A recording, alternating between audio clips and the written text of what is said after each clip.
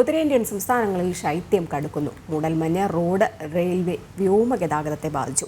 ശൈത്യം കടുക്കുന്നതിനാൽ ഹരിയാനയിൽ സ്കൂളുകൾക്ക് അവധി നീട്ടി നൽകി. വായു ഗുണനിലവാരം കൂടുതൽ മോശമായ സാഹചര്യത്തിൽ ഡൽഹിയിൽ നിയന്ത്രണങ്ങളും കടുപ്പിച്ചു. അതിശൈത്യത്തിൽ വിറങ്ങലിച്ചു നിൽക്കുകയാണ് ഉത്തരേന്ത്യൻ സംസ്ഥാനങ്ങൾ. രാജ്യതലസ്ഥാനത്ത് ചിലയിടങ്ങളിൽ താപനില 4 ഡിഗ്രിയിലും താഴ്ന്നിരുന്നു.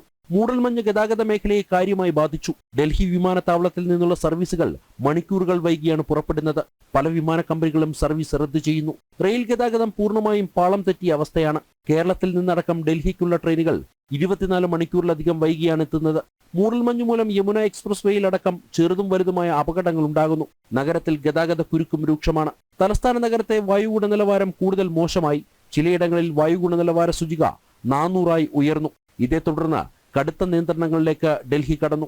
NCRൽ അത്യാവശ്യമല്ലാത്ത നിർമ്മാണ പ്രവർത്തനങ്ങൾ വിലക്കിയിട്ടുണ്ട്. BS4 ഡീസൽ വാഹനങ്ങൾക്ക് രാജ്യ തലസ്ഥാനത്ത് താൽക്കാലിക നിരോധനം ഏർപ്പെടുത്തി. ശൈത്യം കടുത്തതോടെ ഹരിയാന അടക്കമുള്ള സംസ്ഥാനങ്ങൾ വിദ്യാലയങ്ങൾക്ക് അവധി നീട്ടി നൽകി.